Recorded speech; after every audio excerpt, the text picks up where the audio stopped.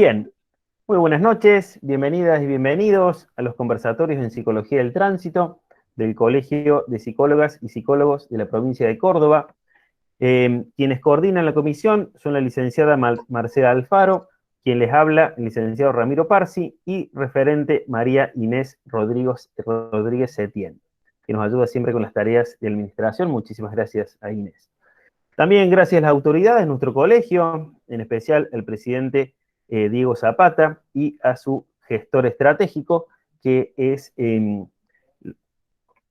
perdón, ahí se me movió la... Bien, que es Jorge Maldonado.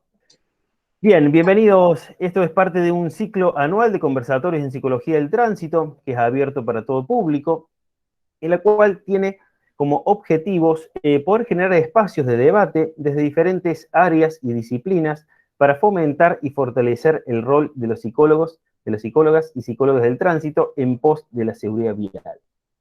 Algunos tips antes de comenzar el conversatorio: poner su nombre y apellido en el perfil para poder identificarnos a la hora de hablar, pedir la palabra por el chat o levantar la mano a través de la aplicación, ser puntuales y breves en las intervenciones para dar espacio a que todos podamos participar, ya que somos bastantes. Hoy en el conversatorio tenemos seguridad vial basada en comportamientos, el licenciado Alexander Ramírez del Colegio Colombiano de Psicólogos. También es administrador de empresas, candidato a magíster en educación y docencia, gestor de procesos de investigación documental en psicología de la seguridad vial, 8 años de experiencia como docente en educación superior y autor del libro Dominio sensoperceptivo y atencional del conductor.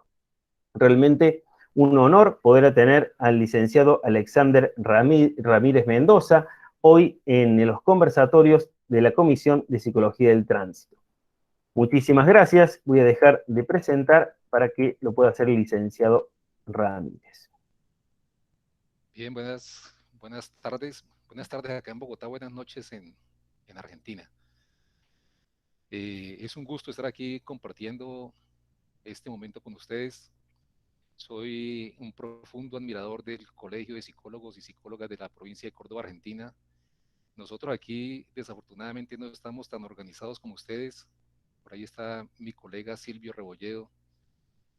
No sé qué tan gaviota solitaria sea don Silvio por allá en la ciudad de Cali. Creo que por allá están mejor organizados que acá en Bogotá. Acá en Bogotá yo he tratado de hacer la gestión para activar el campo de la psicología del tránsito, pero acá se trabaja la psicología del tránsito como una rama de la psicología jurídica.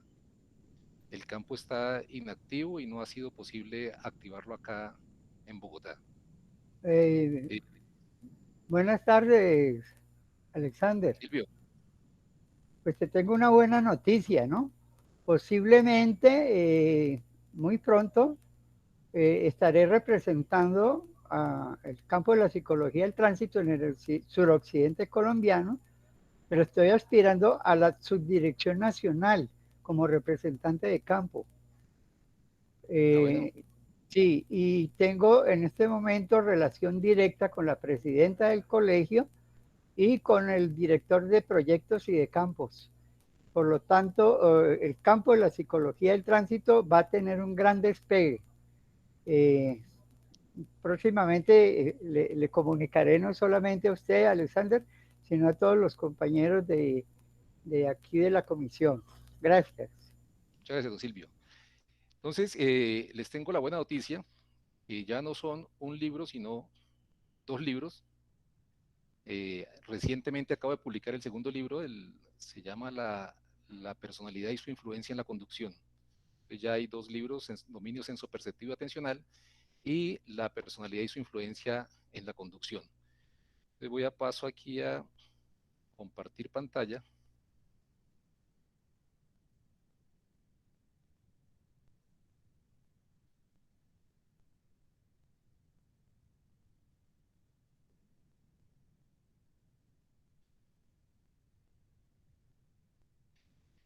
Bien, mi, mi historia, voy a en el tema de la psicología aplicada a la seguridad vial, empieza ya hace aproximadamente ya unos 10 años. Fui contratado para dictar relaciones humanas a conductores. Aquí hubo un proyecto en Bogotá para profesionalizar la conducción. Entonces, los conductores que iban a ingresar a las empresas deberían tomar un curso de 85 horas para ser contratados. Y de esas 85 horas de formación, yo dictaba 12 horas de relaciones humanas. Entonces me di cuenta que la mayor cantidad de tiempo se la dedicaban a la formación técnica en cuanto a lo que es conocimientos y habilidades, y se le dedicaba muy poco tiempo a la parte humana, 12 horas de 85.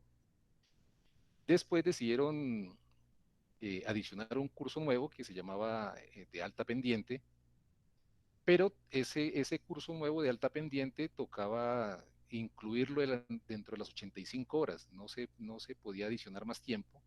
Entonces tocaba sacrificar horas en otras asignaturas para poder incluir esta nueva asignatura. Pues decidieron que las 6 horas se las recortaban todas a la parte de relaciones humanas.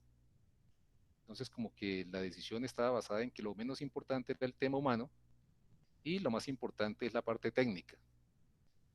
Eh, en ese instituto tecnológico donde dictaba las clases, decidí, hablé con la gerente y para incluir un curso del tema como de la seguridad vial, trabajando con conductores, empecé a conocer el tema de las muertes en las vías. Hasta ese momento no conocía eso, siempre me dedicaba a la parte clínica.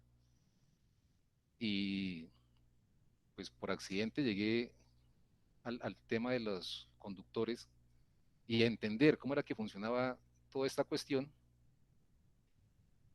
Entonces, hablando con la gerente, decidí que creáramos un nuevo curso donde se incluyera la psicología a la conducción. Y para diseñar el curso empecé a investigar sobre temas de psicología aplicada a la conducción y me di cuenta que aquí en Colombia poco o nada había de información, no existía a nivel de universidades, a nivel de posgrados, a nivel de cursos, nada que tuviera relacionado a la psicología aplicada al tema de la conducción. Y conocí que en España sí habían universidades que estaban dictando posgrados en seguridad vial, y ahí inició el tema de la investigación, ya eso hace más de 9 años. Entonces, hablando con conductores, empecé a entender y a hacer investigación con los mismos conductores ahí todos los días con conductores, porque todo el tiempo he trabajado directamente con conductores, y a conocer ya el tema de la normatividad y todo lo relacionado con este tema de la conducción. Eh, Casi por ese tiempo que estaba trabajando con los conductores, salió la proclama del periodo 2011-2020 de la Asamblea General de las Naciones Unidas, donde se declaraba el Decenio de Acción para la Seguridad Vial, que consistía en estabilizar y reducir las cifras previstas de víctimas mortales en accidentes de tránsito. Ese grupo de colaboración de las Naciones Unidas para la Seguridad Vial elaboró un plan para el decenio, y lo que pretendían era brindar información, un marco general de acción para todas las naciones afiliadas en 5 esferas, que era lo que se llama la gestión institucional, infraestructura segura, vehículos seguros, comportamientos seguros y atención a víctimas. Entonces el punto 4 hablaba de comportamiento seguro, y pues yo entendí que la psicología es la ciencia llamada a trabajar en este tema del comportamiento seguro. La matriz de Haddon habla del antes, el durante y el después del accidente. Y yo me di cuenta también que la psicología podía trabajar en el antes y podía trabajar en el después. O sea, lo que se llama seguridad vial primaria y seguridad vial terciaria. Es la prevención en la evaluación de conductores o proceso de selección, es la seguridad vial primaria, que tiene que ver con la prevención. Y en la seguridad vial terciaria, que es la atención a víctimas y familiares de víctimas, también podía intervenir la psicología. Pero además también se podría hablar de una seguridad vial cuaternaria, que es la reeducación a conductores reincidentes, que también hay campo para el psicólogo. Y si seguimos aquí abusando, podríamos hablar de una seguridad vial quinaria que tiene que ver con la reinserción de delincuentes viales. Entonces, si hablamos de 5 tipos de seguridad vial, el psicólogo intervendría en 4, menos en la segunda, que es lo que ocurre durante el accidente, ahí no intervendría el psicólogo, en los demás intervendría el psicólogo.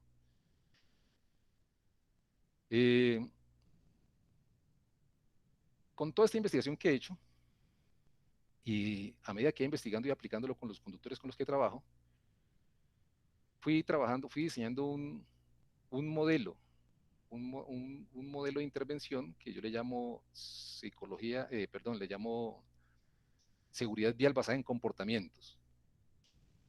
Y este modelo tiene un enfoque formativo y tiene 2 objetivos. Por un lado, es mostrar cuáles son los mecanismos psicológicos intervinientes en la conducta de riesgo y la conducta infractora, y cómo a través de esos procesos psicológicos subyacentes se llega a la toma de decisiones. Y el segundo objetivo es presentar un programa de intervención formativa para un aprendizaje transformacional, que era lo que hablamos ahora inicialmente. Perdón, Alexander, Sí, señor. piden si pueden ampliar un poquito el Word, si lo pueden ampliar un poquito para que se lea mejor. Muchas gracias. Bien. Entonces, aquí están los 2 puntos. El primer punto es mostrar cuáles son los mecanismos psicológicos intervinientes en la conducta de riesgo y la conducta infractora. Entonces, la conducta de riesgo y la conducta infractora tienen unos procesos psicológicos subyacentes que llevan a estas conductas. Entender que la conducta de riesgo no siempre se da por una conducta infractora y la conducta infractora no siempre se da por una conducta de riesgo. Me explico. Una conducta de riesgo es en una vía que tenga permitido transitar a 90 kilómetros por hora. Si está lloviendo duro y el conductor va a 90 o va a 85 o a 80, está asumiendo un riesgo, una conducta de riesgo, pero no está cometiendo una infracción. O a las 3 de la mañana, que las vías están vacías, el conductor puede pasar un semáforo en rojo a 15 kilómetros por hora porque está solo, está cometiendo una infracción, pasar un semáforo en rojo, pero no hay riesgo porque las vías están solitarias. Entonces puede haber conducta de riesgo sin infracción y puede haber infracción sin conducta de riesgo. Entonces el primer objetivo del modelo es ese, explicar los mecanismos psicológicos subyacentes a la conducta de riesgo y la conducta infractora. Y el segundo objetivo es presentar un programa de intervención formativa para un aprendizaje transformacional.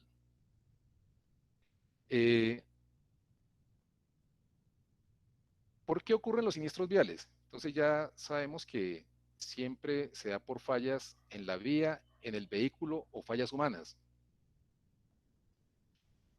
Y todas las investigaciones apuntan a que entre el 70 y el 90% de los siniestros viales se da por fallas humanas.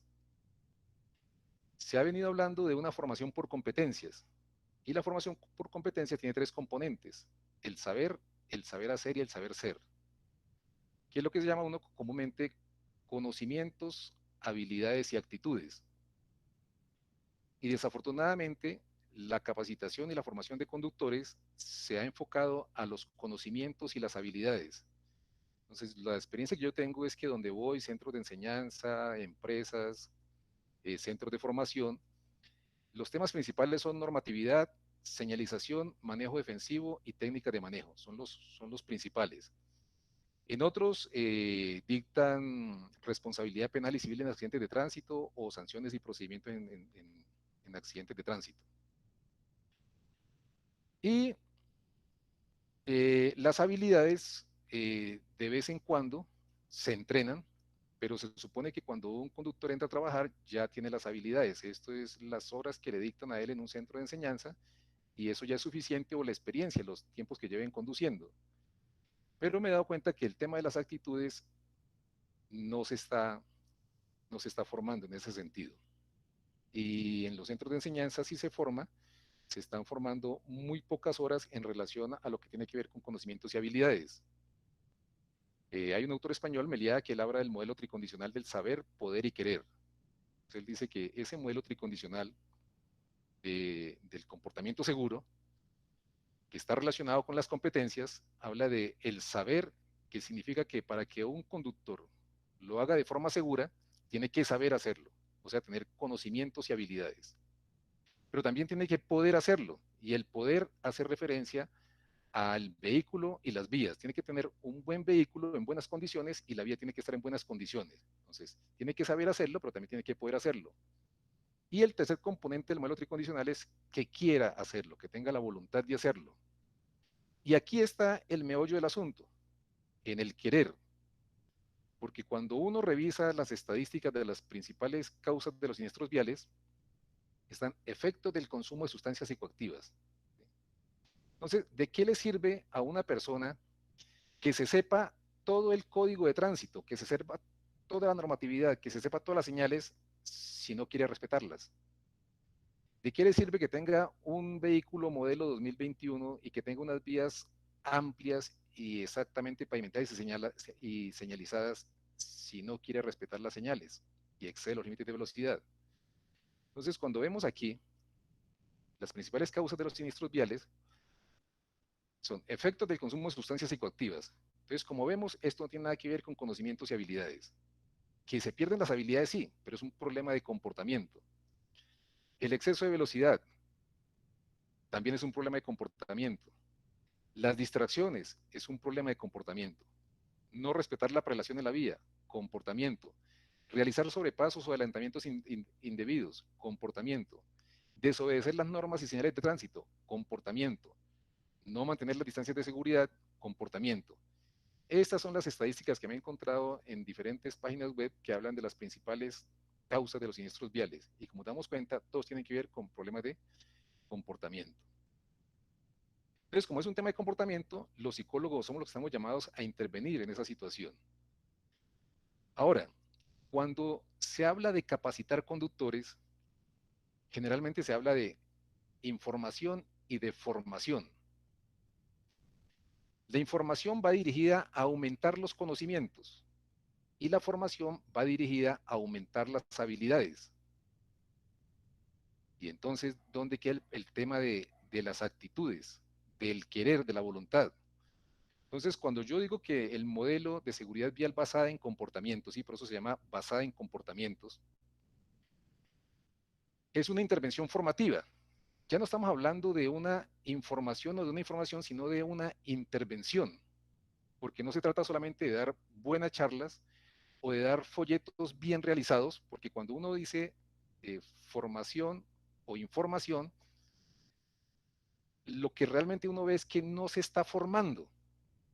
Uno ve un docente, un instructor que se para al frente a recitar los códigos de tránsito.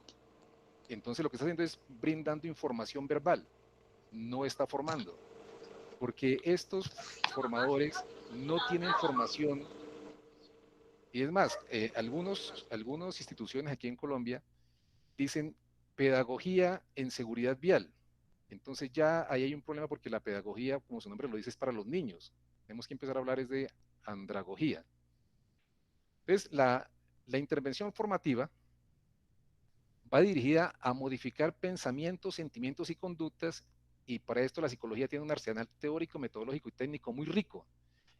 Entonces, cuando yo hablo de intervención formativa, es aplicar las técnicas de la psicología, las herramientas de la psicología, aplicados a una intervención. Entonces, ya no estamos hablando de 2 horas de capacitación, porque realmente 2 horas no cambian comportamientos, no cambian actitudes.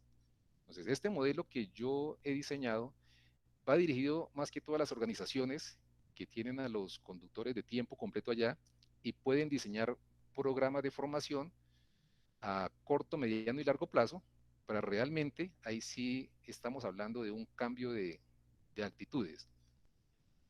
Porque realmente la información, si la información modificara comportamientos, nadie usaría el teléfono celular, es más, nadie fumaría, porque todo el mundo sabe por la información que hay en las mismas cajetillas de cigarrillo que fumar produce cáncer y produce otros problemas de salud, pero aún teniendo la información, la gente lo sigue haciendo, o sea que la información realmente no, como tal, no cambia, hay que hacer otras estrategias. Acá vemos el nudo que he intentado diseñar, Es un nudo en borrador para explicar la conducta de riesgo y la conducta infractora. Todo arranca con el proceso de toma de decisiones. Hoy en día se habla mucho del enfoque sistémico seguro. Y el enfoque sistémico seguro, el primer principio del enfoque sistémico seguro dice que el ser humano comete errores. Y desde ese punto de vista, el vehículo y la vía se están diseñando y se trabaja para que lo que hagan es mitigar el error humano. Esa es otra evidencia de que el principal problema está en el factor humano.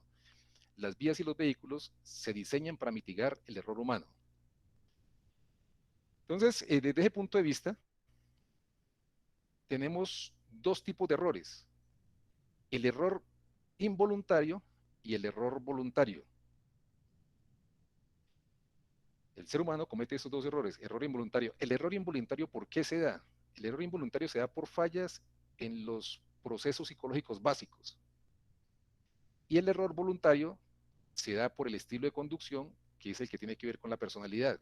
Por eso es que mis dos primeros libros, que están acá, Dominio sensoperceptivo atencional, está enfocado al error involuntario, fallas en los procesos psicológicos básicos, y el error voluntario se da por estilo de conducción, que tiene que ver con los rasgos de personalidad. Entonces, este es el inicio de... Empecé a escribir para tratar de explicar el modelo de seguridad vial basado en comportamientos. Entonces, todo arranca con la toma de decisiones. El conductor es el que decide si conduce rápido o conduce despacio. El conductor es el que decide si adelanta o no adelanta. El conductor es el que decide si hace revisión o no hace revisión técnico-mecánica. El conductor decide si respeta o no respeta la norma. Entonces, todo arranca de una decisión. Pero esa decisión se puede ver truncada por un error involuntario. Y el error involuntario, como dije, se produce por fallas en los procesos psicológicos básicos, principalmente la sensación, percepción o la atención. Aquí en esta presentación, tengo aquí, vamos a ampliarlo, espero que no. Por favor, para hacer esto interactivo, ¿qué están viendo ahí? Un guacamayo. Un guacamayo. Un ave roja. Un ave sobre un poste. Un loro. Un ave parada en el poste. Muy bien. Entonces, este guacamayo Se escucha. lo tengo para que la gente que no es psicóloga entienda la diferencia, qué significa sensoperceptivo, o sea, la diferencia entre sensación y percepción. Que una cosa es ver y otra cosa es mirar. Una cosa es oír y otra cosa es escuchar. Entonces, los que me hablaron coincidieron en decir que esto era un papagayo, un ave, una guacamaya, pero voy a arrimar la imagen. ¿Y ven el mismo guacamayo o ya están viendo otra cosa?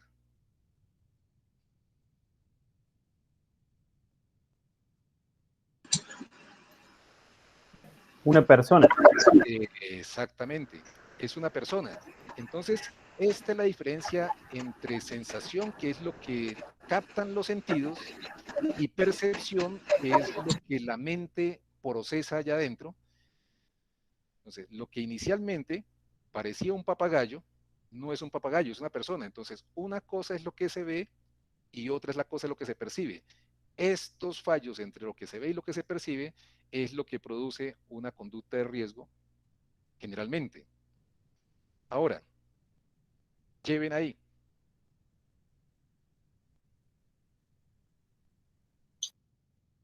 Nadie se anima a decirlo, ¿eh? De una mujer.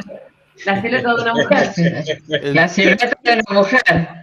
Tenemos El miedo a torso de hablar, una ¿eh? mujer. El torso de Se una llama mujer. el busto de una mujer. Están todos para ir al psicólogo, indudablemente. Bueno, pues lo que hay ahí, Hasta el lo perro que, opina. lo que yo quise comunicar, ¿sí?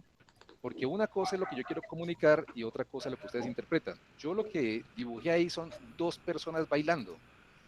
Entonces, este punto es la cabeza de una persona y estos son los dos brazos. Este es el cuerpo, una pierna y la otra pierna, y acá está la otra persona que es la cabeza, los brazos, el cuerpo, una pierna y la otra pierna. ¿Sí?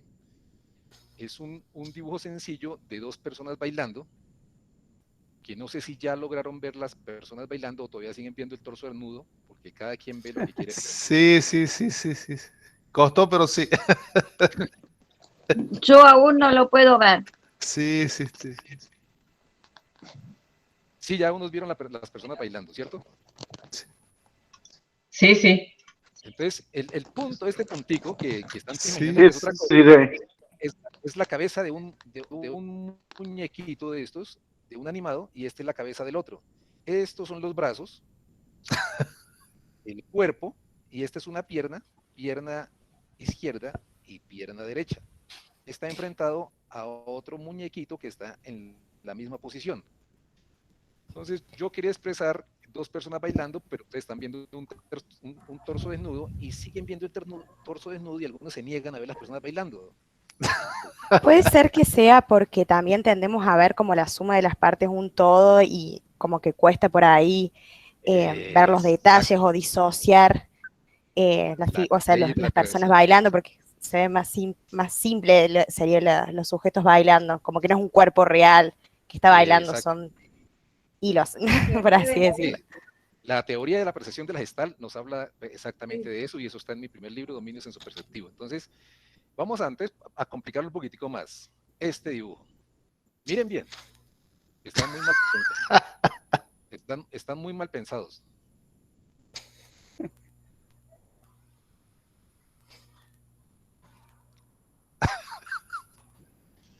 Miren bien. Sí, tiene un perrito. Ahí entre los brazos. Es un perro lo que tienen entre las manos. Sosteniendo un animalito. Ajá. Pero entonces, igual, entonces, mire, esto es lo que quiero que entendamos, que una cosa es lo que se ve y otra cosa es lo que se percibe. Sí, o lo que uno quiere ver. Y aunque explicamos qué es lo que hay, exactamente, y eso pasa en la conducción. Entonces, cuando hay una falla, mire que esto es involuntario. Ustedes ven el torso desnudo y no es porque lo quieran ver desnudo, o sea, es una cuestión netamente involuntaria, es una cuestión del cerebro. Igualmente aquí si están viendo otra cosa, es una cuestión del cerebro, o sea, no es voluntario, es involuntario. Están viendo una cosa y están percibiendo otra totalmente diferente. Eso pasa en la conducción. Cuando se da un fallo perceptivo de este tipo, entonces se produce una conducta de riesgo. Entonces, volviendo aquí al nudo gordiano, tenemos que la decisión nos da un error involuntario producto de fallas en la sensación, ¿sí? Sensación hace referencia a los órganos de los sentidos, y hay unas capacidades visuales que se miden en los centros de reconocimiento para asegurar que la persona no tiene problemas de sensaciones o problemas sensoriales. La percepción, esa no hay forma de calificarlo en un centro de reconocimiento, y la atención, algo se evalúa en los centros de reconocimiento. Entonces, estos errores involuntarios en la taxonomía de Reason es lo que se llaman los lapsus y los deslices. El lapsus hace referencia a una falla en la atención y el desliz a un fallo de memoria. Entonces, lo que sucede con un conductor que cuando en lugar de acelerar, en lugar de frenar, acelera. ¿Sí? Entonces ahí se procesa bien, pero se ejecuta mal y es un error involuntario. O puede pasar al contrario, que se procese mal y se ejecute bien, que es lo que pasa con los errores de percepción. Un conductor que va a hacer un cambio de carril, mira el retrovisor, no calcula bien la distancia y cuando hace el cambio de carril, el otro carro venía muy rápido o muy cercano y produce la colisión. Entonces, estos errores en los procesos psicológicos básicos producen dos problemas, que se procesa bien y se ejecuta mal, ¿sí? Quiero frenar, pero acelero. Entonces, pensé bien, ejecuté mal. O procesé equivocadamente, que es lo que se llama una equivocación, y ejecuté bien, ¿sí? Procesé mal y ejecuté bien. Entonces, esa es la diferencia entre un lapsus, un desliz y una equivocación. Todos tres son errores involuntarios que se dan por fallas en los procesos psicológicos básicos. Estos procesos psicológicos básicos también se ven disminuidos por factores de riesgo como el sueño, la fatiga, la enfermedad, los medicamentos, exceso de velocidad, etcétera, etcétera. Estos factores de riesgo lo que hacen es disminuir los procesos psicológicos básicos. Cuando yo buscaba factor humano en seguridad vial, siempre encontraba solamente información sobre esto: sueño, fatiga, enfermedad, medicamentos, consumo de sustancias psicoactivas, estrés, etcétera, etcétera. Factor humano es esto, siempre se ha visto factor humano esta partecita. Ahora vamos al error voluntario. Entonces, el error voluntario es lo que se llama violaciones o infracción o transgresión de la norma, más comúnmente conocido como violaciones. Entonces, repito, error involuntario, lapsus, desliz o equivocación. Error voluntario, violación. Y el error voluntario se da por ignorancia supina. O sea, ignorancia supina es algo que la persona debería saber y no lo sabe. Lo que sucede con mucha gente que no conoce las normas o las señales de tránsito, que si tiene licencia de conducción debería saberlo, pero no lo sabe. Entonces, eso es lo que se conoce como ignorancia supina. También el error voluntario se da por negligencia. Negligencia es algo que debería hacer y no lo hizo. Por ejemplo, más que todo está relacionado con el vehículo, que tiene las llantas lisas. Entonces sabe que tiene las llantas lisas, pero dejémoslo así que aguanta otro rato. O el freno está largo, dice, no, después dentro de 8 días lo mando a arreglar. Entonces es negligencia, algo que debería hacer y no lo hace. La imprudencia, como su nombre lo dice, es faltar a la prudencia. Entonces tiene que ver con conducta del conductor. Entonces la negligencia está más enfocada al vehículo, la imprudencia al conductor. Exceso de velocidad, no respetar las normas de tránsito, conducir bajo los efectos de sustancias psicoactivas. Y el dolo es cuando la persona comete la infracción. En estos casos vamos a hablar ya de homicidio o de lesiones personales, cuando lo hace con la intención. Aquí en Colombia el año pasado se vio de un conductor que le echó el camión encima a un ciclista y lo botó de un puente a la parte de abajo. Entonces ya estamos hablando de dolo. Y se dice que es error voluntario porque no se sigue la secuencia lógica de la conducción. Entonces, por eso el nombre técnico se habla más de violación que de error voluntario. Y en error involuntario no se habla de error involuntario, sino que se habla de, repito, lapsus, deslices y equivocaciones. Entonces, la decisión produce dos tipos de errores, pero la decisión antecede, vamos de para atrás, a las actitudes. Hemos visto que las actitudes tienen tres componentes, que son las cogniciones, las emociones y las motivaciones. Entonces, esa decisión se puede ver impregnada, empañada o tinturada por las emociones y el estrés. Entonces, por una emoción, las mal llamadas negativas, la ira, la hostilidad, la irritabilidad, pueden llevar al conductor a tomar la decisión de agredir a otro conductor, de acercarle mucho al carro, sea por la parte de atrás o de manera lateral, producto de una emoción negativa. El estrés está comúnmente relacionado con las emociones. El estrés no es una emoción, pero es la combinación generalmente de dos emociones, que es la ira y el miedo.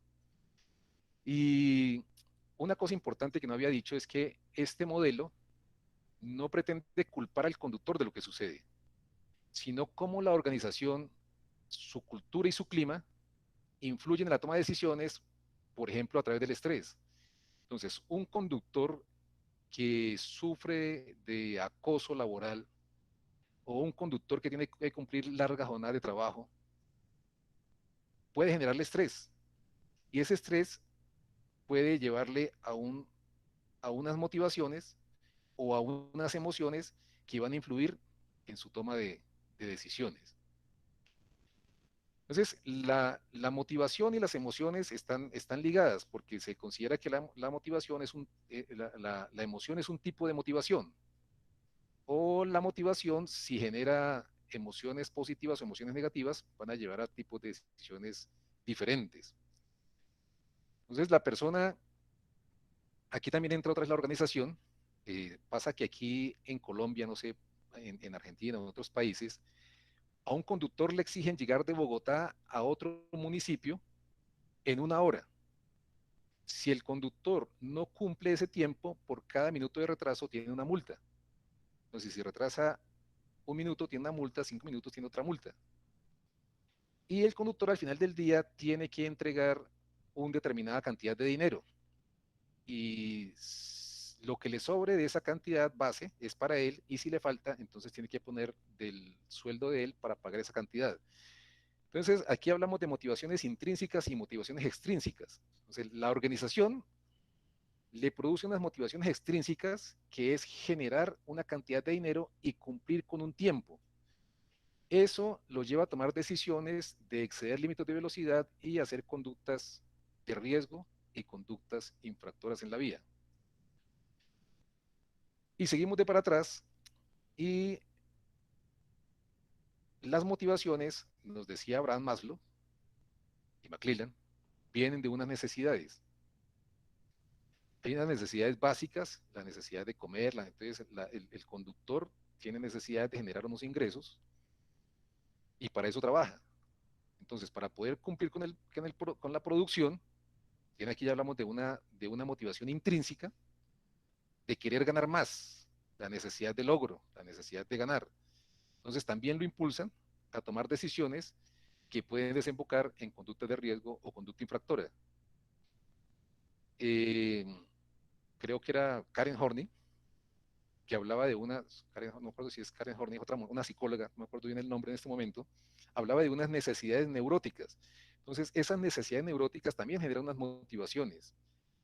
La necesidad neurótica de exhibirse, de ser más de los demás, de querer ganar siempre, son una motivación intrínseca que llevan a tomar malas decisiones.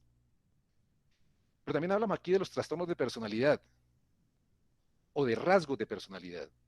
Entonces, en el libro yo trabajo en la personalidad y su influencia en la conducción. Ahí hablo del test de los 5 grandes, que por las investigaciones que he hecho es el test que más se ha utilizado en el mundo para analizar el comportamiento de los conductores y los rasgos de personalidad que influyen en las conductas de riesgo y la conducta infractora y en el conductor reincidente. Y en esos rasgos de personalidad, los 5 grandes, hay unos que son los más estudiados, que es la búsqueda de sensaciones, el rasgo de personalidad extrovertido. Entonces, esos rasgos de personalidad, búsqueda de sensaciones, es una motivación intrínseca que lleva al conductor a exceder los límites de velocidad y a hacer conductas de riesgo por el solo hecho de, como se dice aquí en Colombia, de sentir la adrenalina. Otro rasgo de personalidad, que es el neuroticismo, entonces tiene el rasgo de personalidad que son la ira, la hostilidad y la agresividad, que son los característicos y que se han investigado en las conductas de riesgo y la toma de decisiones. La gente tiende a confundir la hostilidad, la ira y la agresividad como si fueran 3 sinónimos distintos. Pero la hostilidad hace referencia a la parte cognitiva, a las creencias y a las actitudes respecto a los demás actores de la vida. La ira es una emoción, es la parte afectiva. Y la agresividad es la parte conductual. Entonces ahí se ven los tres componentes de las actitudes, la parte cognitiva, la parte emocional y la parte conductual. Hostilidad, ira y agresividad. Ahora, las emociones y el estrés están relacionadas con las actitudes hacia la conducción, hacia la norma, hacia el comportamiento de los demás conductores de la vida, más actores de la vida, perdón. Entonces, las actitudes tienen 3 componentes: cognitivo, afectivo y emocional. O sea, producen esos 3 efectos, pero también son producto de esos 3 componentes. O sea que la parte cognitiva, afectiva y emocional va después y antes de las actitudes. Y aquí entra la parte cognitiva, ¿sí? Que le llamé pensamiento. El pensamiento produce valoraciones, evaluaciones y atribuciones que llevan a las actitudes. Entonces, para descansar un poquito de este nudo, vamos aquí a la parte divertida. Estamos hablando de las motivaciones. La motivación es la fuerza que le da dirección, intensidad y mantenimiento a la conducta.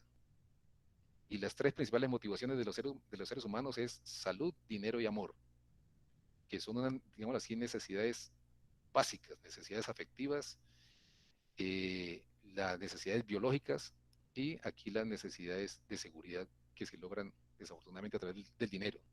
Pero aquí alrededor hay unas necesidades neuróticas, ¿sí? Mira, esto lo que simboliza es las parafilias. Aquí esa necesidad de comer exageradamente, los vicios, cigarrillo y bebida. Aquí una necesidad de llamar la atención, el narcisismo. Aquí la dependencia afectiva, la necesidad de dominio, la manipulación. Y aquí la necesidad de poder. Vamos a hablar aquí del error en los procesos psicológicos y vamos a entrar a la interactividad otra vez. Quiero que por favor, ¿quién es la mente más rápida? Que me diga cuántas letras F hay dentro de este letrero, cuántas letras F hay. ¿Cuál es la mente más rápida?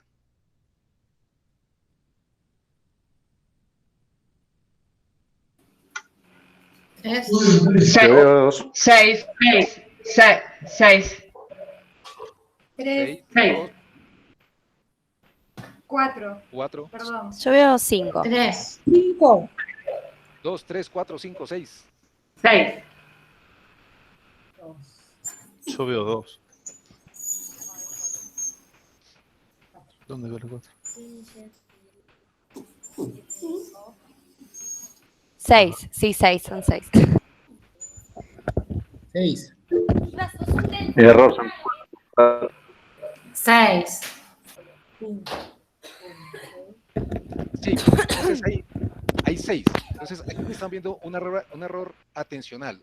Ahora vamos a ver aquí otros errores perceptivos.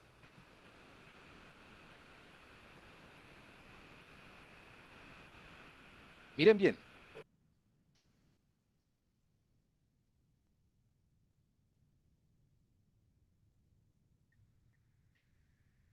Ahora vamos a ver la mente más rápida. ¿Qué ven de raro en esa figura? En esa figura hay algo que se sale de contexto. En esta imagen. ¿Qué hay fuera de contexto en esa imagen? La piedra. ¿Un qué? Un pucho. Yo una piedrita veo. Eso, esa piedrita es la piedrita es la ceniza del pucho. Es la ceniza del pucho, claro. Tabaco. Ajá.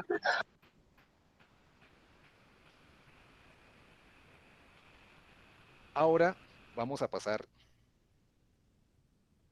al siguiente error perceptivo. Este color gris que tengo aquí a mi derecha, que creo que a la derecha de ustedes, pertenece a la parte de arriba o a la parte de abajo de esta figura. Este color de acá, ¿pertenece a la parte de arriba o a la parte de abajo de esta figura? A la parte de arriba. Parte de arriba. Arriba. A la parte de arriba.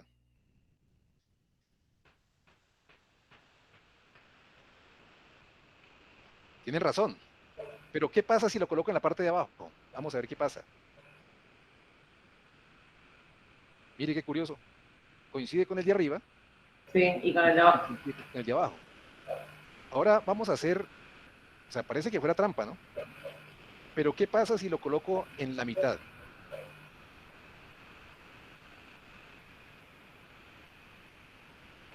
Que todos los colores son iguales. Pero pareciera que el de abajo es más claro que el de arriba. Pero tanto el de arriba como el de abajo, como este, son del mismo color y aquí está la evidencia. ¿Qué tal? Porque tiene que ver con la perspectiva en cuál está colocado las dos superficies. O la luz también, la luz de la foto. El ángulo. Exacto. Y es El lo que ángulo pasa, de las superficies. es lo que Es pasa. la luz del centro. Es la luz. El ángulo.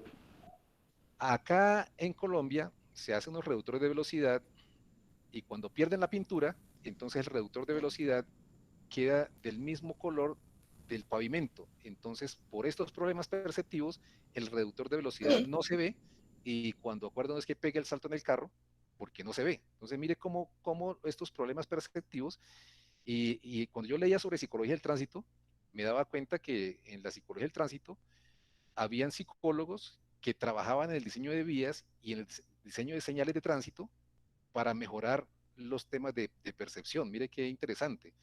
Por eso es que yo me hago llamar psicólogo de la seguridad vial y no psicólogo del tránsito, porque yo de estos temas de trabajar en señalización y eso no tengo ni medio idea. Sé que influye la percepción en las vías y en las señales de tránsito, pero lo mío es netamente seguridad vial en la parte de prevención y exclusivamente con temas de conductores.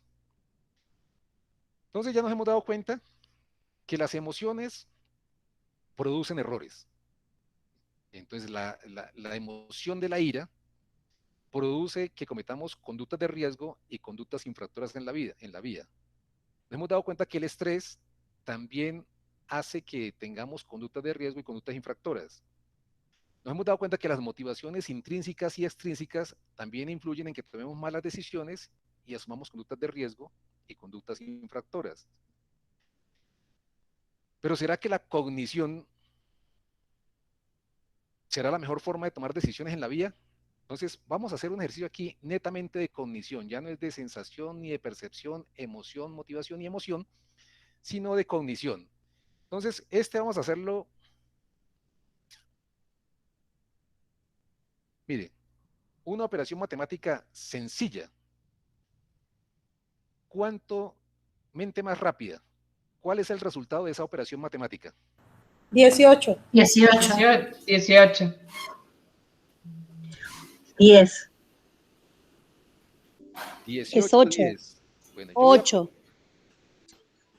10. 8. 8, 10, Hay que 18. separar las sumas de los del que 8. multiplica. A mí me da 18. De los que 2 por 2, 4. 2. 1. 2 Por por 2, 4. Tengo 8. 6. 10 menos 2, 8. Te cancelan el más 2 y el 2 y se toma solo el resultado del 2 por 2 repetido 2 veces. Es 8. 8. O se separan la suma y la resta. Y separa por término. Primero las multiplicaciones. Yo la veo como 0. Yo la veo como 0. Yo aquí tengo una suma, otra suma y una resta. Estas dos sumas, al multiplicar por por 0, pues me tiene que dar 0. No, da 8. No, da 1. Da 8. Da 8. Muy bien, la respuesta correcta es 8, porque para poder hacer esa operación bien hay que tener un conocimiento previo, que es una regla matemática que tiene que ver con la prelación de los signos. Entonces, dice la regla matemática que primero se hacen las multiplicaciones y las divisiones y después las sumas y las restas, no importa el orden. Primero multiplicación y división y después sumas y restas. Entonces sería 2 por 2, 4 y 2 por 2, 4, se suman daría 8, más 2, 10, menos 2, 8. Entonces, mire que aquí hay un error cognitivo. ¿Sí? Un error cognitivo, ¿por qué? Por falta de conocimiento. Entonces, aquí ya no influyen las emociones, no influyen las motivaciones, no influye el estrés, lo que influye es la falta de conocimiento. Estamos razonando, pero estamos razonando mal. ¿Qué nos hace razonar mal? La falta de conocimiento. Entonces, uno dice, no, que es que la razón predomina sobre la emoción y la motivación. Pero si la razón no tiene un buen conocimiento, entonces el razonamiento va a ser erróneo.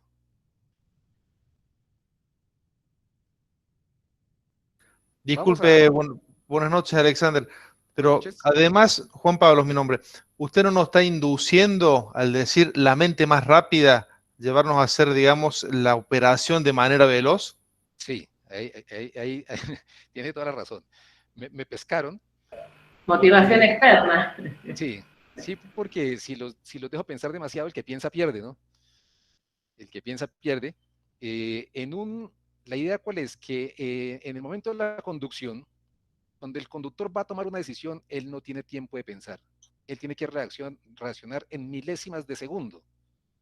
Entonces, esa es la intención de decir cuál es la mente más rápida. Si era afanarlos a que digan las cosas más rápidas, tratando de hacer una analogía con la conducción, que en la conducción el conductor no tiene tiempo de pensar, sino que tiene que decidir en milésimas de segundo.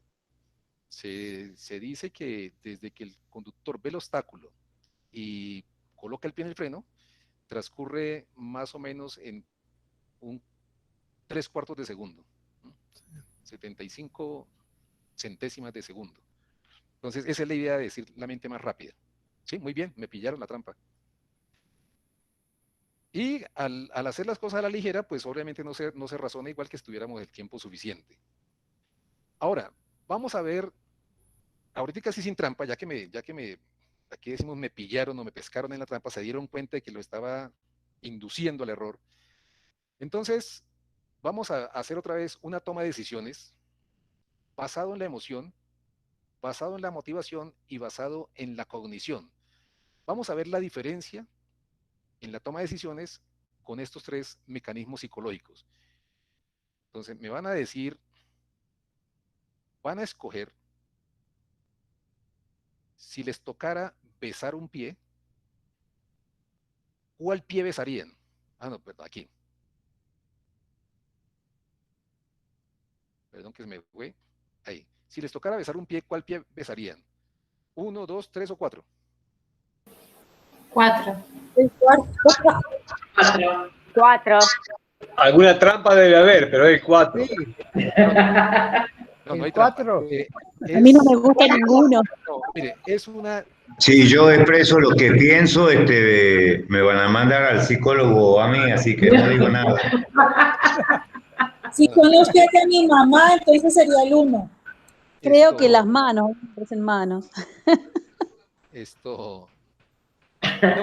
La cuestión es entender que es una decisión emocional. Entonces, una de las emociones primarias es la aversión.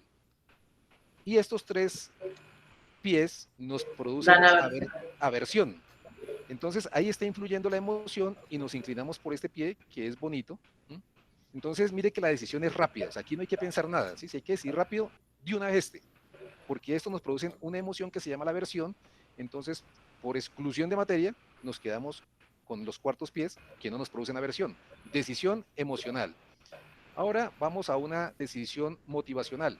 Alexander, Alejandro Marengo ha levantado la mano y Juan Pablo Estarín. Pido por favor que cuando hablemos, después de que terminemos de hablar, cerremos el micrófono, así nos genera estática. Muchas gracias. Adelante, Alejandro. Bueno, muchas gracias por permitir la interrupción, Ramiro. En lo que tiene que ver con el ejercicio de matemáticas, me parece muy perspicaz, ¿no? Ahora, cuando se otorgan las licencias de conducir, y esto pasa en todos los países, lamentablemente, el único requisito que se exige es que sepan leer y escribir. No un nivel formativo X. Entonces, si nosotros queremos aplicar esto en un estudio, por ahí nos vamos a encontrar, me parece, con algunas capacidades en las personas, ¿no? Fíjense en que nosotros tuvimos diferentes tipos de respuestas para un mismo planteo, y quizás pasaba por el otro tipo de conocimiento, de refrescar un conocimiento, como yo lo puse de manera humorística en el chat, ¿no? Que teníamos que repasar matemática todos, pero me parece que es una cuestión que por ahí hay que considerarlo cuando vamos a hacer un abordaje de ese tipo. Y sobre lo que acabas de plantear, sobre la aversión, sí me parece que es interesante que se pueda trabajar concretamente en la aversión o en la emoción esa, fundamentalmente en aquellos que son conductores recurrentes o eventualmente aquellos que producen un delito vial sin ningún tipo de imaginación o de consecuencia. Gracias. Sí. Bueno, la idea de la operación matemática era demostrar, ¿no? Era una parte didáctica para demostrar cómo la falta de conocimiento induce al error razonado, ¿no? Estamos razonando, pero que estamos razonando mal por falta de conocimiento, ¿sí? Entonces, la idea era esa, es cómo la falta de conocimiento induce al error racional, cómo razonando, utilizando la cognición, nos podemos equivocar por falta de conocimiento. Era una cuestión didáctica. Lo segundo era la versión, o sea, una toma de decisiones, estamos hablando de la toma de decisiones, cómo las personas tomamos decisiones, ya sea basados en el pensamiento y la razón, que nos podemos equivocar, cómo tomamos decisiones emocionales rápidamente, influenciados por las emociones primarias, ya sea la ira, la aversión, el miedo, la alegría, etc. Y aquí es una decisión motivacional. Entonces, la idea de estos ejercicios es entender la diferencia entre los tipos de decisiones, si es emocional, si es cognitiva o si es motivacional. Entonces, aquí la persona le ofrecen 4 bebidas, la persona ya aquí no necesariamente tiene que haber una emoción, aunque decía inicialmente que la motivación y la emoción estaban prácticamente directamente relacionadas. Pero si es una persona que se interesa por la salud, que su motivación es la salud, posiblemente escoja el vaso de agua, porque esta bebida gaseosa o este jugo son exageradamente dulces, entonces no lo va a tomar. Y si es enemiga del alcohol, entonces desecharía estas 3 bebidas ya no como una cuestión netamente emocional, sino como una cuestión motivacional. Y aquí va un tema bien interesante que tiene que ver con el tema de las actitudes. Cuando a una persona se le hace una medición de actitudes, entonces se le dice qué actitud tiene hacia los jugos, hacia los jugos de caja, jugos envasados. Dice, no, son muy dulces, no son buenos para la salud. ¿Qué actitud tiene usted hacia las bebidas gaseosas? También son exageradamente dulces, no son buenas para la salud.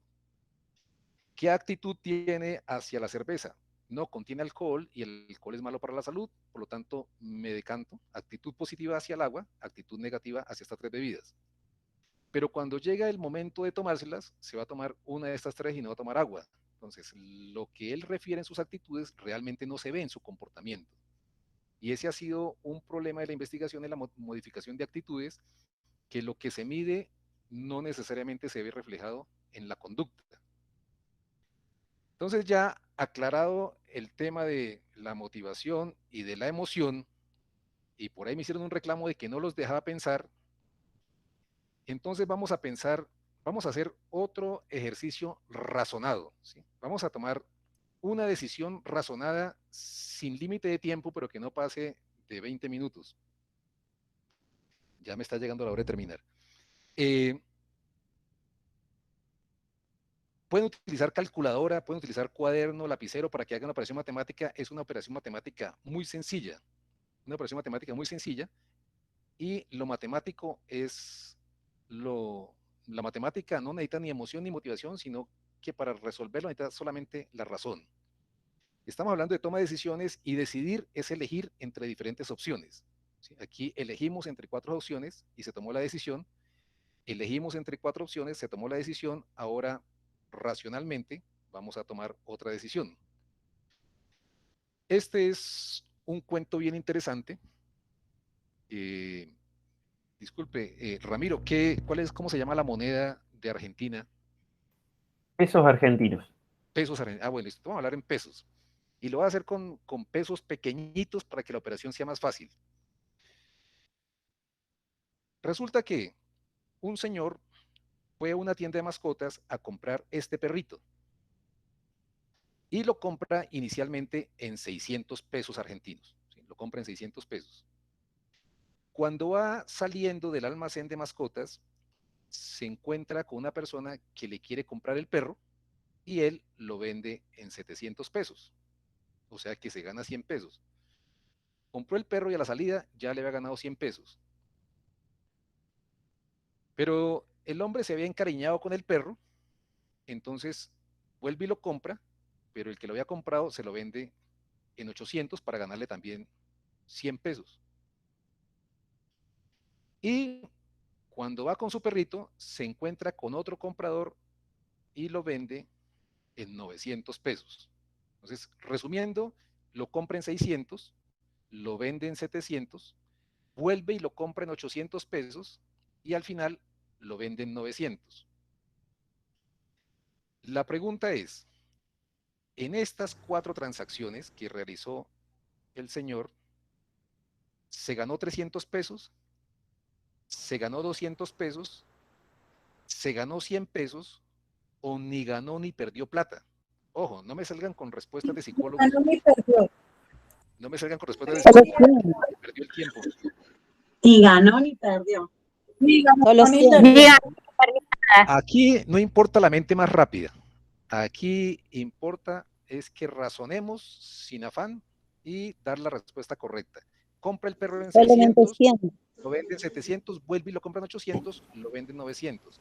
Al final de las 4 transacciones, ganó 300, ganó 200, ganó 100 o ni ganó ni perdió. Ganó 200. Solamente 100. Ganó 100. Solamente 100 para mí. Ni ganó ni perdió. Ni ganó ni perdió. Ni ganó ni Ni perdió. ganó ni perdió.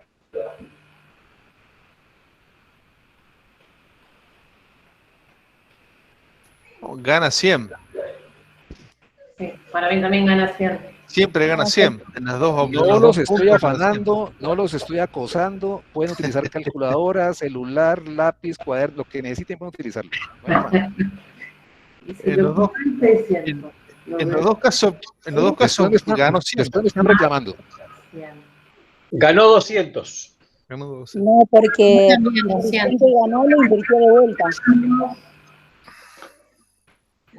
Pensando en que no, tiene que volver a gastar 800. Pues, si se hubiera comprado un gato no le pasaba nada de eso. Tiene que volver a comprarlo desde cero el perro. Porque si no va a pérdida, ¿no? O sea, primero gasta 100 y después gastaron 600 y después... ¿Cuánto tenía este señor en el bolsillo cuando compró el perro? ¿Tenía 600 nomás? ¿O tenía 700? ¿O tenía 800? ¿O tenía mucho más? No sé. No Yo sé. pienso que si él tenía solamente 600, entonces terminó ganando 300. Pero si él tenía más plata, si él no tenía más plata, venderlo en 700, no podía comprarlo por 800, entonces tenía más plata.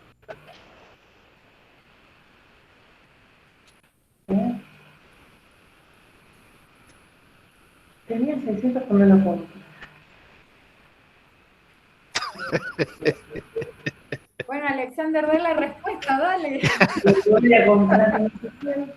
Bueno, en la Gestal hablan de la ley de cierre y lo que no se cierra genera ansiedad. Entonces, como ustedes son psicólogos que están como calmados en la ansiedad, voy a dejarlos ansiosos, no les voy a dar la respuesta.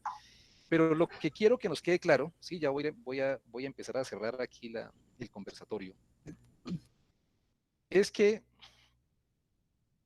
el modelo, entonces está hablando de la toma de decisiones. Hay 3 mecanismos para la toma de decisiones, que son las emociones, las motivaciones y el pensamiento. El pensamiento a través de las atribuciones, las evaluaciones, valoraciones, nos produce una actitud y esa actitud puede influir en las emociones o puede influir en las motivaciones y tomar una decisión que tiene que ver con la conducta de riesgo y la conducta infractora. Cuando uno pregunta, ¿qué es mejor? ¿Decidir basado en las emociones o decidir basado en las motivaciones o decidir basado en el pensamiento y la razón? La gente generalmente dice que lo mejor es decidir basado en el pensamiento y la razón. Pero aquí está demostrado con este ejercicio, y con este ejercicio lo que pretendiera demostrar, ¿sí? Y es un ejercicio, más que todo es un ejercicio bastante sencillo, porque aquí no requiere de reglas matemáticas, no requiere de un conocimiento previo complicado, sino saber sumar y restar, y lo hice con valores mínimos, ¿sí? Para que no sacarle disculpa de que es que son números muy grandes. Permití el uso de calculadora y el uso de celulares, y aún así las respuestas son diferentes. Don Silvio nos dijo que 300, otros dijeron que 200, otros dijeron que 100 y otros dijeron que ni ganó ni perdió. Entonces mire que aunque estamos razonando y hay una respuesta correcta, entonces si la respuesta correcta es 300, estos tres están equivocados. Y aunque están razonando, se están equivocando. Entonces, el razonamiento también nos produce errores. ¿Y esos errores por qué se dan? Mire, a esto era lo que más le había gastado yo cabeza. ¿Por qué nos equivocamos razonando? Y la respuesta me llegó de una manera bien interesante. No sé si ustedes sepan que en el 2002 y en el 2017, los que ganaron el Premio Nobel de Economía fueron psicólogos. En el 2002 lo ganó Kahneman, el apellido es Kahneman, en un libro bien interesante que se llama Pensar rápido, pensar despacio. Y en el 2017 el Premio Nobel de Economía lo ganó el psicólogo Richard Thaler. Entonces uno se pregunta, ¿por qué dos psicólogos ganan premios Nobel de Economía en 2002 y en 2017? Precisamente por esto. Porque la economía toda la vida ha dicho que cuando una persona toma decisiones de manera racional, tratando de maximizar los beneficios y minimizar los costos. ¿Sí? Entonces, la teoría económica clásica está basada en decisiones racionales, tratando de maximizar beneficios y minimizar costos. Hasta el 2002 y el 2017 que los psicólogos dijeron no, las decisiones no son racionales como se piensa. Y a base de experimentos, investigaciones y estudios, demostraron que las decisiones no son racionales. Y los hizo acreedores nada más ni nada menos que al Premio Nobel de Economía. Entonces, leyéndome estos libros y aplicándolo a la conducción, entonces, ¿por qué tomamos decisiones racionales?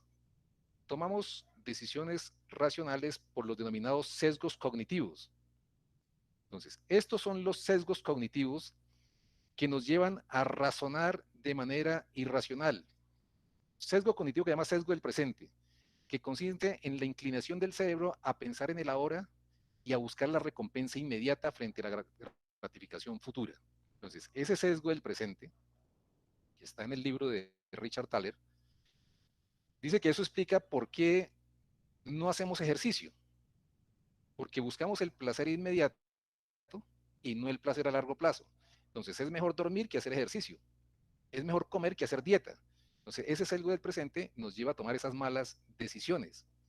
La otra es el sesgo de atribución defensiva, que es la tendencia a atribuir el éxito a los esfuerzos o cualidades personales y los fracasos a factores externos.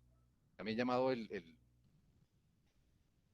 sesgo de atribución causal, que cuando un conductor hace las cosas bien es por su habilidad, pero cuando comete una infracción o tiene un siniestro, entonces fue debido al clima, fue debido a los huecos en la vía, a la iluminación, etcétera, etcétera.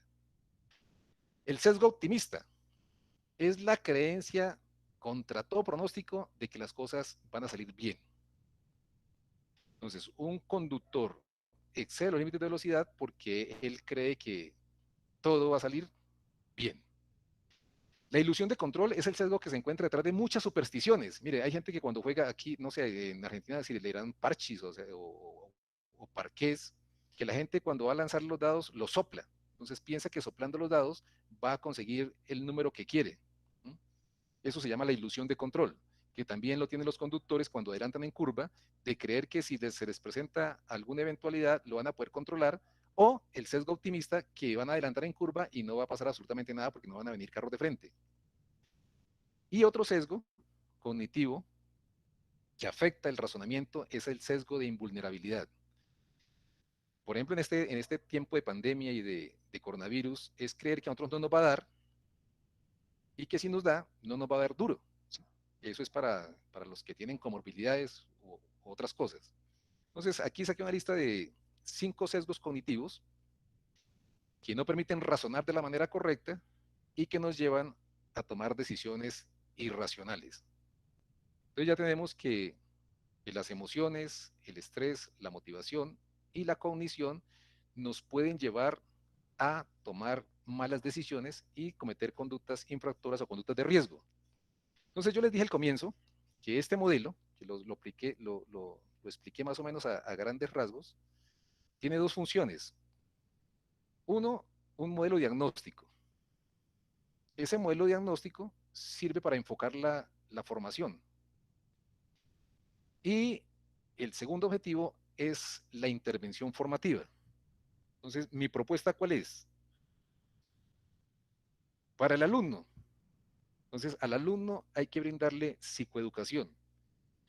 Entonces, explicarle como mínimo qué son las emociones y cómo afectan las emociones. Segundo, el autoconocimiento.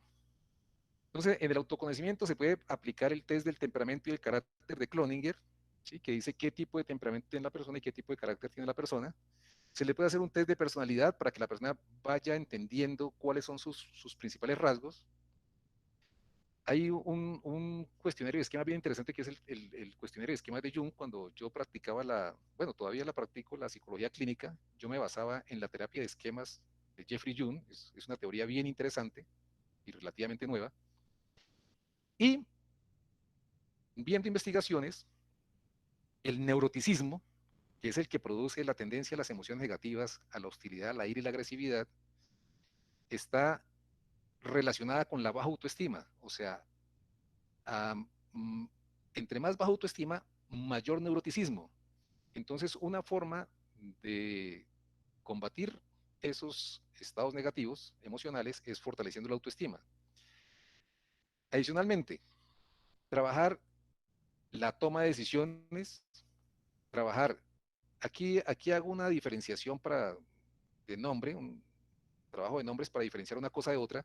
Entonces, técnicas de control para el manejo de la conducta, técnicas de autorregulación para el manejo de emociones, estrategias de afrontamiento para el manejo del estrés, trabajar resolución de problemas y conflictos, clarificación de creencias y valores, reestructuración cognitiva para trabajar el pensamiento prosocial, psicología de la comunicación, estimulación de la atención, también se puede trabajar por medio de juegos, ajedrez, sudoku, etcétera, etcétera, promoción de la responsabilidad, aumentar el nivel de conciencia crítica, ejercitar la toma de conciencia reflexiva y trabajar el pensamiento prosocial. Entonces, mire que aquí hay harto tema para trabajar, ¿sí? Yo la semana entrante tengo una capacitación con profesionales de seguridad y salud en el trabajo, y la idea es ir influenciándoles que en lugar de enseñar todos los años, porque en las empresas me dicen que todos los años les enseñan lo mismo, normatividad y señalización. ¿Sí? Eso es importante, no sino que no es importante, es muy importante el conocimiento, porque la falta de conocimiento nos lleva a razonar de forma errada. Entonces es importante, pero también aquí hay material para trabajar el comportamiento del conductor. Pero para que se le pueda enseñar esto al alumno, entonces el docente, el formador también se tiene que capacitar. Y aquí tengo lo que yo propongo para el docente. Entonces, fundamentos de psicología, el caso, por ejemplo, del conductismo, para que aplique los refuerzos y castigos y que sepa que son más importantes los refuerzos que los castigos, y diseñar programas en las empresas relacionados con esto, que conozcan mire, el tema de es el psicoanálisis. Ahorita también hay un libro bien interesante de John Barr que se llama ¿Por qué hacemos lo que hacemos? John Barr es el científico del inconsciente desde la neurobiología. Entonces es bueno entender el trabajo del inconsciente, cómo funciona el inconsciente y cómo el ambiente, la cultura y el ambiente organizacional nos influye en nuestro comportamiento desde el punto de vista de los aspectos inconscientes. Y el tema cognitivo-conductual, desde el punto de vista de la razón, controlar las emociones. Fundamentos de neuroandragogía. La neuroandragogía nos ofrece las siguientes estrategias: cómo ganar la atención, o sea, en base del funcionamiento del cerebro y con la gente adulta. Entonces, estrategias de cómo ganar la atención, cómo entusiasmar, cómo lograr trabajo colaborativo, teniendo en cuenta que el inconsciente es curioso, le gustan los retos y le gusta la competencia. Herramientas de educación experiencial para que formen y no solamente se limiten a informar. Estrategias para tener un buen ambiente emocional. Esto predispone el aprendizaje dentro de la neuroandragogía. El ambiente emocional es muy importante para que el aprendizaje sea más consistente. Modelo de cambio de actitudes. Técnicas para la eliminación de los sesgos cognitivos. Entonces, mire, cuando hablamos de autoconocimiento, hay que saber que los sesgos cognitivos influyen en nuestras decisiones. Entonces, trabajar la eliminación de los sesgos cognitivos. Comunicación persuasiva. Entonces, hay cinco técnicas de comunicación persuasiva, que esas 5 técnicas dicen que hay que trabajar la comprensión, las emociones, las necesidades y el intelecto. Y cada una de esas puertas tiene unas estrategias para trabajarlas. Entonces, la persona debe comprender lo que se le dice, la persona debe entenderlo, la persona debe emocionarse, la persona debe afectarle las necesidades y la moral y el intelecto. Entonces, cuando se atacan las 5 puertas, el aprendizaje va a ser más duradero. Para lograr la comunicación persuasiva también se debe conocer el lenguaje transformacional. ¿Sí? El lenguaje transformacional, hay herramientas de la psicología como es la terapia narrativa, la terapia lingüística, la terapia de aceptación y compromiso, las técnicas de comunicación de Paul Václavic, que nos dicen de cómo absorber la atención, cómo saltar el factor crítico y cómo activar una respuesta inconsciente. Entonces, también técnicas de visualización o imaginación guiada, ¿sí? Es como técnicas para mirar consecuencias de sus actos. La educación experiencial es de las más importantes en este momento. La persona no puede tener la experiencia de un accidente en la vida real y ojalá nunca lo tenga, pero una forma de mirar las consecuencias es a través de técnicas de visualización o imaginación guiada. Entonces se pueden mirar las consecuencias de un accidente sin que corra peligro, conociendo bien las técnicas, obviamente, para lograr el cambio de actitudes.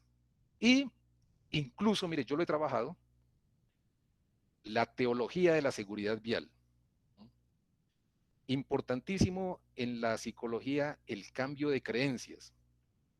Y algo que se ha visto en las noticias, en la televisión, en documentales, es que la mayoría de los conductores dicen que la muerte de uno ya está escrita, que Dios es el único que puede disponer de la vida de uno, que el que se muere es porque ya estaba maduro, que el que se muere es porque le toca, que porque es el día. Y yo, para modificar esas creencias con los conductores con los que he capacitado, entonces me di a la investigación de saber qué decía la Biblia respecto a ese tipo de creencias, y entonces yo le llamo teología de la seguridad vial. Mire las cosas encontrantes que he encontrado. En Gálatas 6:7 dice, no se engañen ustedes, de Dios nadie se burla, lo que siembra cosecha. Si usted siembra riesgo, cosecha siniestros. Dice acá, Proverbios 22:3 dice, el prudente ve el peligro y lo evita, el imprudente sigue adelante y sufre el daño. Mire, entonces eso de que cada uno tiene su día, no, mire, que aquí están diciendo lo contrario. Ahora, Deuteronomio 30:19, en este día pongo al cielo y a la tierra por testigo contra ustedes de que les he dado a elegir entre la vida y la muerte y entre la bendición y la maldición. En este día pongo al cielo y la tierra por testigo contra ustedes de que les he dado a elegir entre la vida y la muerte. Mire, cuando un conductor escucha esto, ya empieza a pensar diferente de que el día ya está marcado. Y para terminar, Eclesiástico 15:14. Dios creó al hombre al principio y le dio libertad de tomar sus decisiones, mire, libre albedrío. Si quieres, puedes cumplir lo que Él manda y puedes ser fiel haciendo lo que a Él le gusta. Delante de ti tienes fuego y agua, escoge lo que quieras. Delante de cada uno están la vida y la muerte y cada uno recibirá lo que elija. Entonces, utilizando estos versículos de la Biblia, modifico creencias respecto a que Dios elige el día que uno tiene que morirse. No, mire, según dice esto, no lo elige Dios. Uno mismo se va buscando la muerte con las decisiones que toma. Estamos hablando de la toma de decisiones y ya metiéndonos a la parte espiritual del conductor, porque aquí en Colombia los conductores son muy religiosos. Incluso el 16 de julio fue la fiesta de la Virgen del Carmen, que es la fiesta patrona de los conductores, y ese día acá en Colombia salen caravanas de camiones, buses, autos decorados con la Virgen, haciendo caravanas por la ciudad, ¿no? Alabando a su patrona. Entonces son muy religiosos. Entonces, si ellos tienen creencias religiosas, pues toca contradecirles sus creencias con la misma terminología que ellos usan, que es el uso de la Biblia. Con esto doy por terminada la conversación. No sé si haya quedado tiempo para preguntas. Me extendí un poco. Excelente, Alexander. Muchísimas gracias. Muy dinámico y profundo en su tema y en su investigación. Felicitaciones. Tenemos 10 minutos para preguntas. Si alguien han ido levantando la mano y consultando por el chat. Por ejemplo, Rubén Farías había levantado la mano, por favor. Hola, buenas noches. Excelente, Alexander, muy claro y quedaríamos horas escuchándote. ¿Nos podés hacer a mí una pregunta? Te hago una pregunta. Una comparación de ese error cognitivo que tuvimos con las cuentas, algo similar que se pueda trazar en la vida real en la conducción. ¿Dónde podemos tener ese error cognitivo? Error cognitivo en el procesamiento de la información. Entonces, por decir algo, un adelantamiento, uno lo que hace va detrás del vehículo, asoma la cabeza y mira el vehículo que viene adelante, mira el retrovisor y mira el vehículo de atrás. Usted ya hace un proceso matemático en cuestión de segundos, es una cuestión netamente matemática.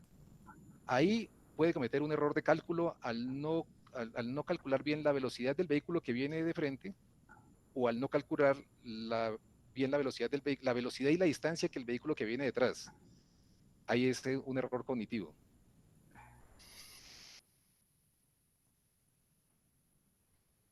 Muchísimas gracias, Juan Pablo. Por favor, adelante.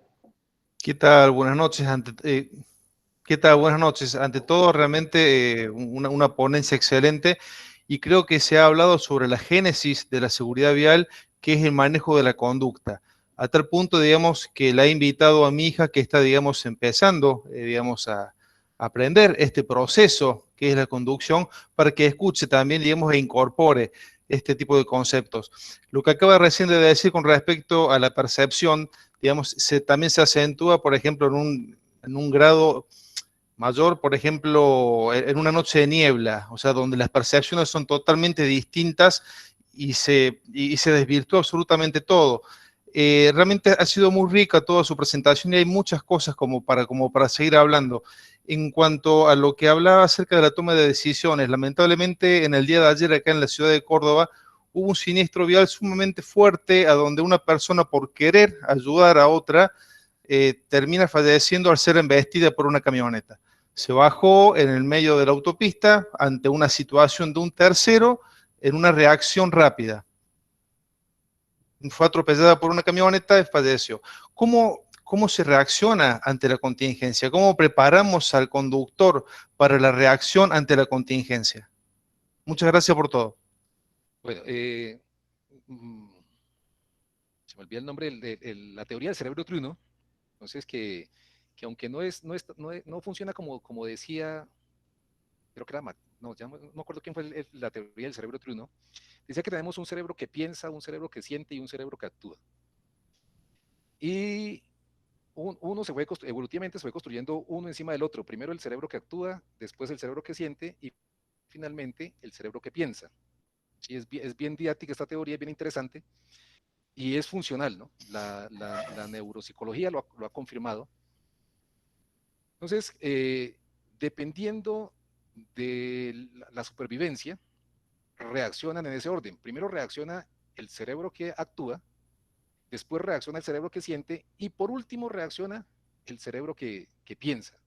Entonces uno ante un miedo, uno de una vez se quita, ¿sí? El cerebro, en ese momento el cerebro que actúa reacciona primero por la supervivencia. Después viene la emoción, el cerebro que siente, que es el miedo, y por último, el pensamiento. Dice, no era una culebra, era una manguera, ¿sí? Entonces ya pensó que no era una culebra, sino que era una manguera lo que usted estaba sintiendo miedo. Ah, pero es que era una manguera, no era una culebra. Pero pensó ya al final, el que piensa pierde. ¿Qué pasa? Cuando hay una emoción intensa, en el caso de eso, de un muerto, de un accidente, de un siniestro, se desconecta el cerebro pensante del cerebro emocional.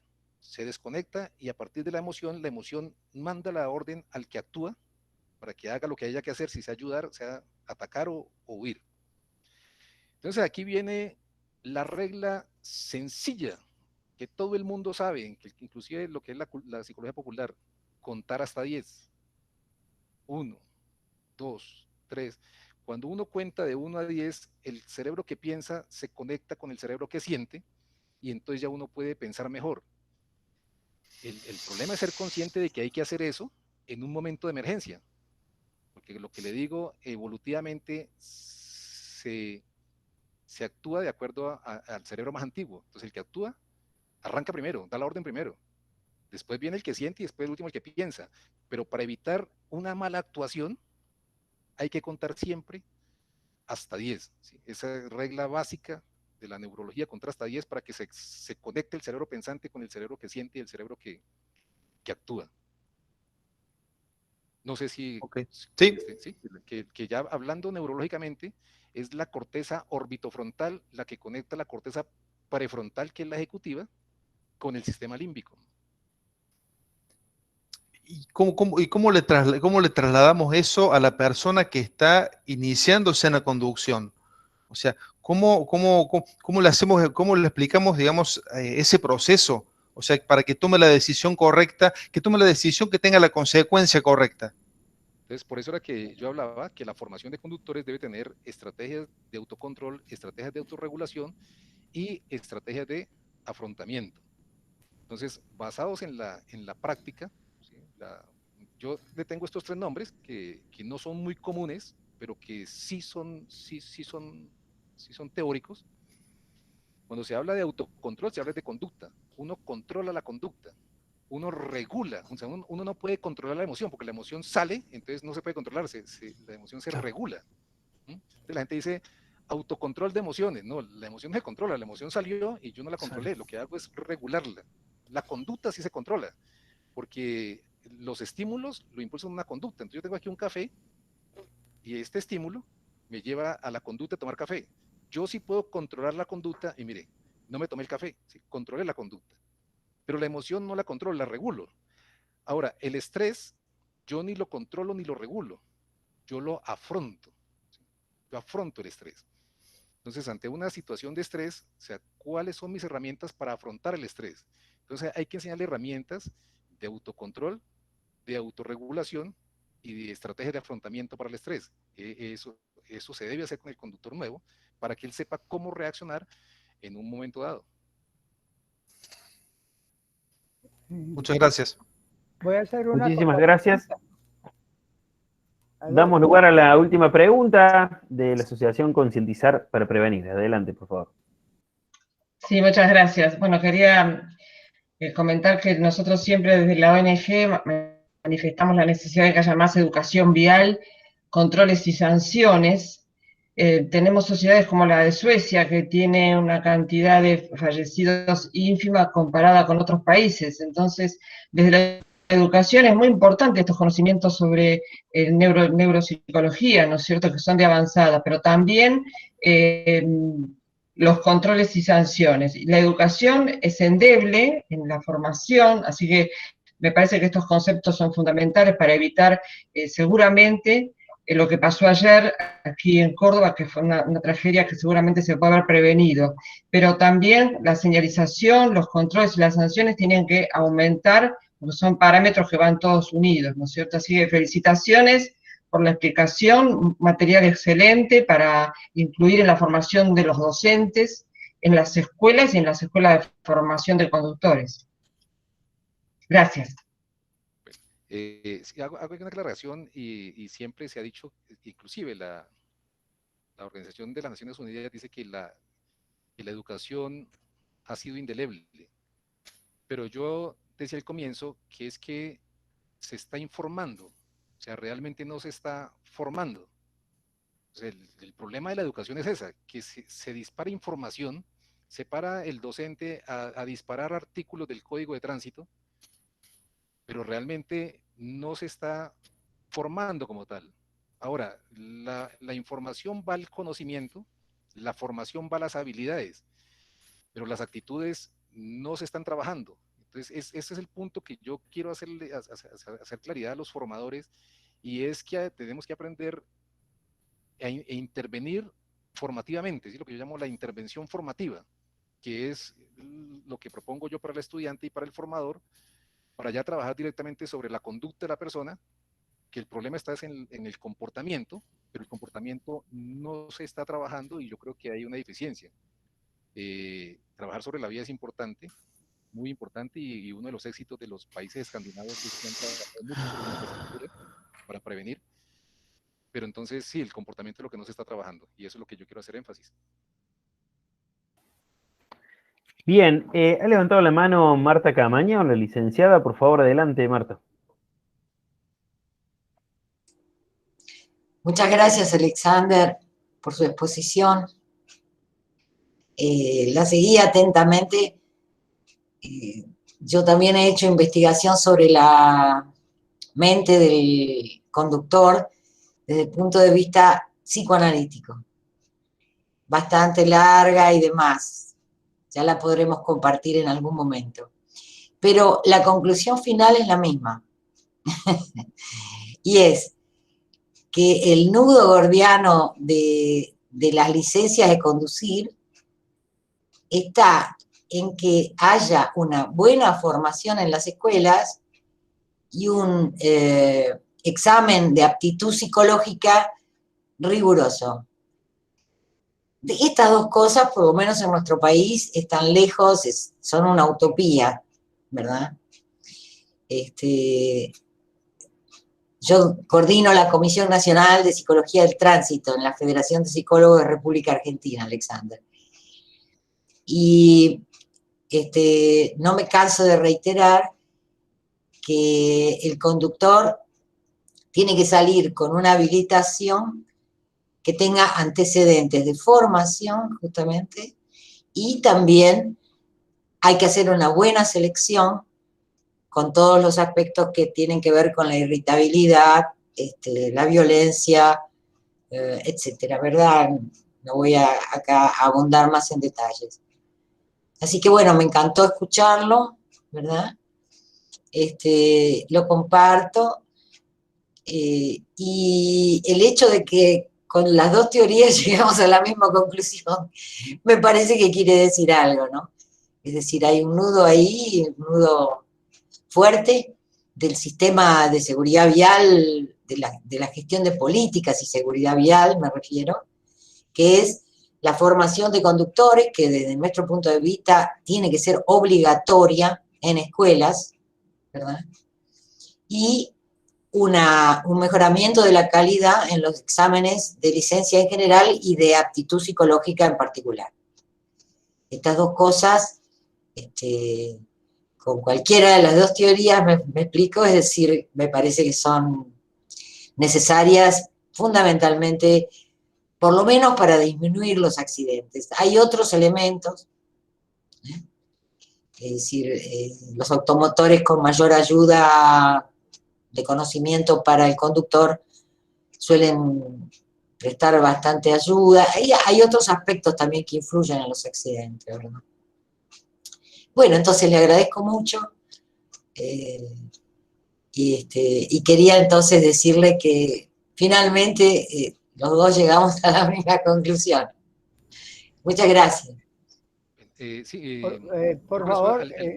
Al inicio hablaba de 5 tipos de seguridad vial, ¿sí? Para diferenciar. Sí, exactamente, sí, lo conozco. El conductor reincidente y con el del delincuente vial, ¿no? Necesitan una formación totalmente diferenciada. Exacto. Ramiro, permíteme, yo quiero Adelante. que todos los que estamos todavía conectados, por favor, prendamos los micrófonos para que se oiga el aplauso para Alexander. Muy buena idea, Silvio.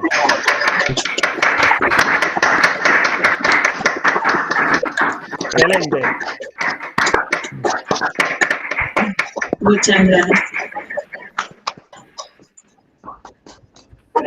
Felicitaciones, Alexander. Consultan sobre su libro, si puede dejar la dirección para poder adquirirlo. Sé que está en formato online.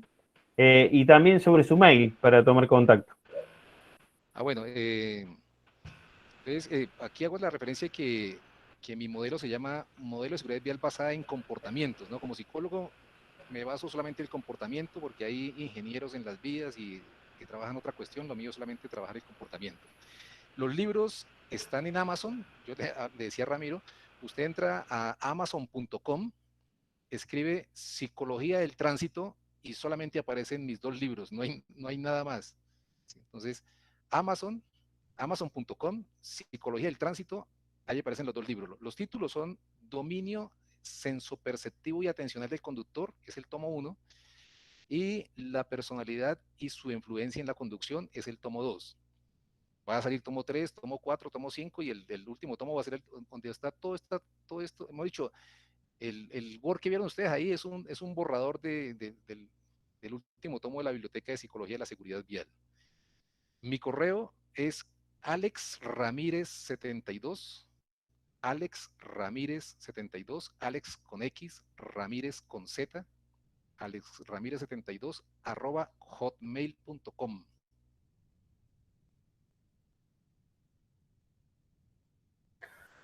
Excelente, muchísimas gracias. Quedan algunas preguntas por responder. Esperamos poder tener otra edición de este conversatorio tan dinámico e interesante. Y bueno, y nos volvemos a ver. Por favor, una última solicitud, prender las cámaras. Vamos a sacar una foto para que quede el registro en la página del Colegio de Psicólogas y Psicólogos de la provincia de Córdoba.